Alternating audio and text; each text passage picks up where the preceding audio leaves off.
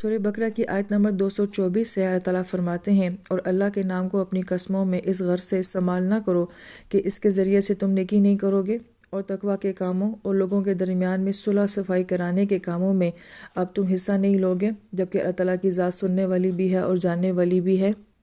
اس آیت مبارکہ کے ضمن میں جو ایک عام تفسیر بیان کی جاتی ہے وہ یہ کہ اگر انسان کسی وقتی جذبے سے مغلوب ہو کر کوئی قسم کھا لیتا ہے کہ میں فلاں کام نہیں کروں گا،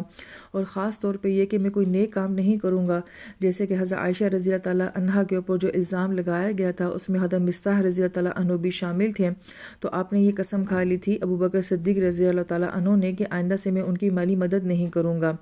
اور ایک روایت میں آتا ہے کہ عبداللہ بن رواح رضی اللہ عنہ نے اپنے بہنوئی کے بارے میں یہ قسم کھا لی تھی کہ میں ان سے کبھی بات نہیں کروں گا اور اپنی بہن کی صلح ان سے نہیں کرواؤں گا۔ تو گویا کہ اس طرح کی قسموں کو کھانے سے منع کیا گیا ہے جس میں کسی نیکی کے لیے یہ قسم رکاوٹ بن رہی ہو۔ پھر آیت مبارکہ میں جو عرضہ کا لفظ استعمال کیا گیا ہے، اس کا ایک معنی بیان کیا جاتا ہے کہ عرب کہتے ہیں عرضت طریق، کہ وہ راستہ جس میں درخت وغیرہ کٹے پڑے ہوں اور کوئی سواری کوئی گاڑی جو ہے وہ آگے نہ جا سکتی ہو، تو گویا کہ اس راستے میں کسی رکاوٹ کا ہو جانا، تو اپنی قسموں کو نیکی کے کاموں کے لیے رکاوٹ نہیں بنانا چاہیے۔ اسی سے لفظ اعتراض بھی نکلتا ہے، تو بعض اوقات آپ کا اعتراض بھی جو ہوتا ہے وہ کسی شخص کے لیے رکاوٹ بن جاتا ہے۔ دوسرا معنی جو بیان کیا جاتا ہے وہ عریضہ کا کہ ہلکا کرنا، عام کرنا، کہ اپنی قسموں کو اتنا ہلکا مت کرو، اتنا عام مت کر دو۔ اب یہاں پہ اہل علم یہ فرماتے ہیں کہ آیت مبارکہ میں اللہ تعالیٰ کا کوئی اور صفاتی نام نہیں لایا گیا، کوئی رحمان، رحیم، کریم نہیں لایا گیا، بلکہ لفظ اللہ لایا گیا ہے، جو کہ اللہ تعالیٰ کا ذاتی نام سمجھا جاتا ہے اور ایک جلالی نام بھی ہے۔ تو گویا کہ اتنی بڑی ہستی کا اتنا معتبر نام جو ہے، اس نام کو اتنا ہلکا مت کرو، اتنا عام مت کرو کہ چھوٹی چھوٹی باتوں میں تم اس اللہ کے نام کو لے کر قسمیں کھانا شروع ہو جاتے ہو۔ اب یہاں پہ بعض اہل عرب کے بارے میں یہ بات کہی جاتی ہے کہ وہ لوگ اس کو بہت معتبر شخص سمجھا کرتے تھے جو قسمیں بہت کم کھایا کرتا تھا، بلکہ ان کے ہاں یہ سمجھا جاتا تھا کہ جو بندہ قسم نہیں کھاتا اس وقت تک اس کی بات میں وزن رہتا ہے، جب وہ بندہ قسم اٹھا لیتا ہے تو اس کی بات کا وزن جو ہے وہ ختم ہو جاتا ہے اور وہ بات ہلکی ہو جاتی ہے۔ لیکن یہاں پہ سوال یہ پیدا ہوتا ہے کہ اللہ تعالیٰ نے تو قرآن پاک میں 12 مرتبہ قسمیں کھائی ہیں، تو اس کا جواب یہ دیا جاتا ہے کہ پہلی بات تو یہ کہ قسم اٹھانے والا کون ہے، قسم کھائی کس بات کے اوپر جا رہی ہے، اور قسم کھانے کے بعد بات کیا کہی جا رہی ہے، اس سے قسم کا معیار جو ہے وہ بڑھ جاتا ہے۔ اللہ تعالیٰ جن چیزوں کی قسمیں کھاتے ہیں وہ بہت عظیم الشان اللہ پاک کی تخلیقات ہیں، اور پھر وہ قسم کھانے کے بعد اللہ تعالیٰ جس حقیقت کو بیان کر رہے ہوتے ہیں وہ اس سے بھی عظیم الشان ہوتی ہے، تو گویا کہ قسم بات کے اندر پھر وزن پیدا کرتی ہے۔ لیکن اگر ایک انسان اللہ کی قسم کھا کے یہ کہتا ہے کہ میں نے یہ پین چوری نہیں کیا، میں نے تمہارا 10 کا نوٹ نہیں اٹھایا، تو آپ نے کس بات کے پیچھے اتنی بڑی ہستی کی جو ہے وہ قسم اٹھائی ہے، تو گویا کہ آپ کی قسم نے تو آپ کی بات کو اور بھی زیادہ ہلکا کر دیا ہے، یا آپ کی بات اتنی ہلکی ہے کہ اس نے آپ کی قسم کو جو ہے وہ بہت عام کر دیا ہے۔ پھر بعض اہل علم نے یہ نقطہ بیان کیا کہ آیت مبارکہ میں 3 چیزوں کا ذکر کیا گیا ہے، بر کا، تقویٰ کا اور لوگوں کے درمیان میں صلح کروانے کا، کہ اگر کسی انسان کو اللہ تعالیٰ نے یہ عزت مقام دیا ہے کہ لوگ اس کی قسم کا اعتبار کرتے ہیں، تو یہ اللہ تعالیٰ کی بہت بڑی نعمت ہے، تو اللہ تعالیٰ کی اس نعمت کو خیر کے کاموں میں وہ استعمال کرے، نیکی اور تقویٰ میں اور لوگوں کے درمیان میں صلح کروانے کے لیے اس نعمت کا استعمال کیا جائے، نہ کہ اتنی بڑی نعمت کو چھوٹی چھوٹی باتوں میں لا کے اس کا مقام گنوا دیا جائے۔ پھر آیت نمبر 225 میں اللہ تعالیٰ فرماتے ہیں کہ اللہ تمہاری لو قسموں پر تمہاری گرفت نہیں کرے گا، البتہ جو قسمیں تم نے اپنے دلوں کے ارادے سے کھائی ہوں گی ان پر گرفت کرے گا، اور اللہ تعالیٰ بہت بخشنے والے اور بہت بردبار ہیں۔ آیت مبارکہ میں لفظ ایمان جو استعمال کیا گیا ہے یہ یمین سے بھی ہے، اور یمین کا مطلب دایاں ہاتھ ہوتا ہے، اور قسم کو بھی جو ہے وہ یمین کہا جاتا ہے، تو لہٰذا آج بھی بہت سارے کلچر میں یہ بات عام ہے کہ ہم جب کسی سے کوئی معاہدہ کرتے ہیں تو اس کے بعد ہاتھ ملاتے ہیں، یا پھر ہم ہاتھ اٹھا کر جو ہے وہ حلف لیتے ہیں، کسی کانٹریکٹ کے اوپر سائن کرتے ہیں تو سائن کرنے کے بعد دونوں فریقین جو ہیں وہ ہینڈ شیک کر کے جو ہے اپنے اس وعدے کا اقرار کرتے ہیں، تو گویا کہ وہی لفظ جو ہے یہاں پہ ایمان میں استعمال کیا گیا ہے کہ جو تمہاری قسمیں ہوتی ہیں یہ کسی کے ساتھ ایک عہد ہوتا ہے، یہ وعدہ ہوتا ہے۔ مگر اس آیت مبارکہ میں لو قسم سے مراد ایک تو وہ قسم ہے جو قسم کھانے کے ارادے سے نہیں بلکہ تکیہ کلام کے طور پہ زبان پہ آ جاتی ہے، جیسے کہ عربوں کا رواج تھا، ہر بات پہ واللہ واللہ کہہ دیا کرتے تھے،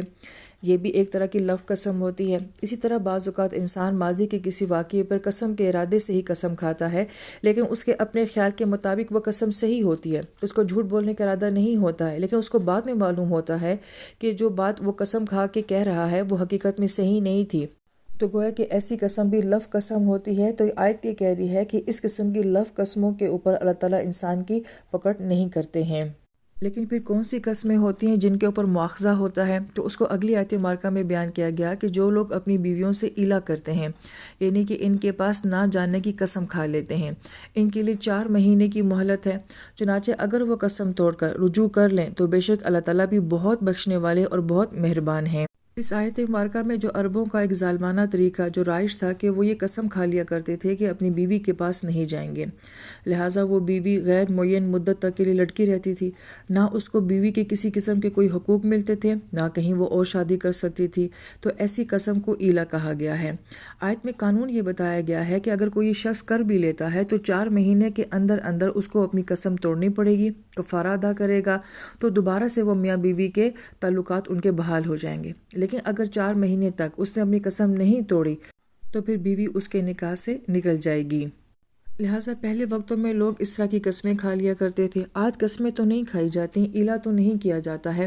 لیکن ہم یہ دیکھتے ہیں کہ شوہر باہر چلے جاتے ہیں، وہاں سے جا کے کسی قسم کا کوئی رابطہ نہیں ہوتا، کوئی کال نہیں ہوتی، اور ایون یہ کہ بعض مرد باہر جا کے شادیاں کر لیتے ہیں، اور دوسری بیویاں جو یہاں پہ ہوتی ہیں نہ وہ بیویاں ہوتی ہیں اور نہ ہی وہ ان کے نکاح سے باہر نکلی ہوئی ہوتی ہیں۔ تو گویا کہ اس کو ایلا تو نہیں کہا جا سکتا، لیکن یہ گویا کہ اسی طرح کا ایک ظلم ہے جو آج بھی عورت کے اوپر ہوتا ہے۔ پھر ہم آیات کا ربط دیکھتے ہیں کہ سب سے پہلے میاں بیوی کے ازدواجی تعلقات کی بات کی گئی، پھر اس کے بعد وعدوں کی پاسداری کی بات کی گئی، اور اب طلاق کا موضوع چل رہا ہے،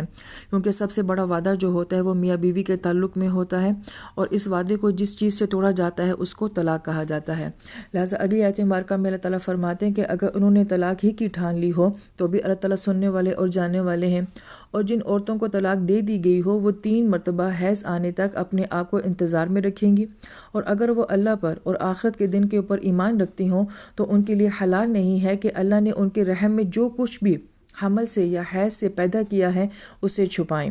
آیت مبارکہ میں جو طلاق کا لفظ استعمال کیا گیا ہے یہ طلقہ سے ہے، اور طلقہ کا مطلب ہوتا ہے آزاد کر دینا، آسانی کرنا۔ یہاں پہ بہت ہی ایک اہم بات، جیسے کہ حدیث مبارکہ سے ہمیں حوالہ ملتا ہے کہ اللہ تعالیٰ کے حلال کاموں میں سے سب سے ابغض معاملہ جو ہے وہ یہ طلاق کا معاملہ ہے۔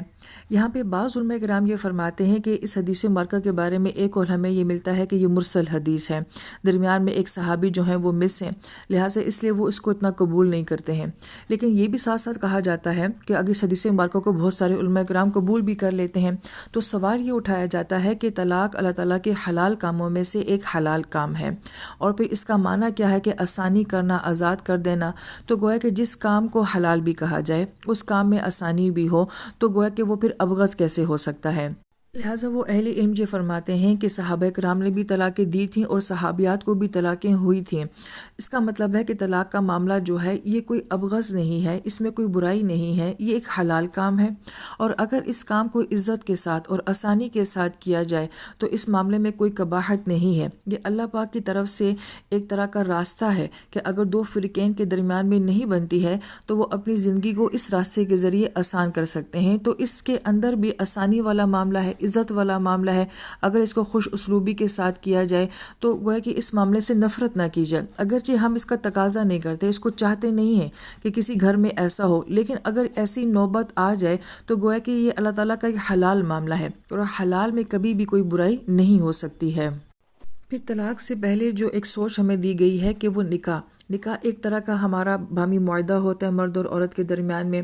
ایک طرف سے تو یہ معاہدہ ہے، دوسری طرف سے یہ ایک سنت بھی ہے اور عبادت بھی ہے۔ لہٰذا عام معاہدات میں ہم یہ دیکھتے ہیں کہ اگر انسان نے اس کو توڑنا ہو تو شریعت اس کی اجازت دیتی ہے اور تب گواہوں کو لانے کا کہتی ہے، لیکن نکاح کے معاملے میں وہ ابتداءً کہتی ہے کہ گواہ ہونے چاہیے، پھر نکاح ہوگا، تاکہ یہ احساس ہوگا کہ کتنا بڑا معاملہ ہے جو کتنے لوگوں کے سامنے کیا جا رہا ہے، اور پھر اس کے بعد حد الوسع کوشش یہ کرنی چاہیے کہ انسان کا یہ معاہدہ نہ ٹوٹے، تاکہ خاندان نہ ٹوٹے اور اس کے اثرات جو ہیں وہ نسلوں تک نہ جائیں۔ لہٰذا ہمیں اس میں مختلف سٹیپس نظر آتے ہیں کہ ایک دوسرے کو تفہیم کیا جائے، واعظ کیا جائے، سمجھایا جائے، نہیں تو پھر 2 فریقین دونوں خاندانوں میں سے لائے جائیں جو کہ درمیان میں سیٹلمنٹ کروا سکیں، اور پھر بھی اگر نہیں بنتی ہے تو پھر کہیں جا کے تیسرا راستہ کھولا گیا ہے کہ طلاق بھی دی جا سکتی ہے۔ اگرچہ اس میں اختیار جو ہے وہ مرد کو دیا گیا ہے کہ مرد طلاق دے سکتا ہے، اور اس کی وجہ یہ ہے کہ اللہ پاک نے اس کا کردار ہی ایسا بنایا ہے کہ اس کا تحمل اور اس کی برداشت وہ عورت کی بنسبت زیادہ ہے۔ اور پھر یہ بھی نہیں کہ عورت کے لیے ہر قسم کا دروازہ بند ہے، بلکہ اگر وہ مجبور ہو جاتی ہے کسی کے ظلم کی وجہ سے تو وہ عدالت جا سکتی ہے، وہاں پہ جا کے اپنی شکایت کر کے طلاق لے بھی سکتی ہے۔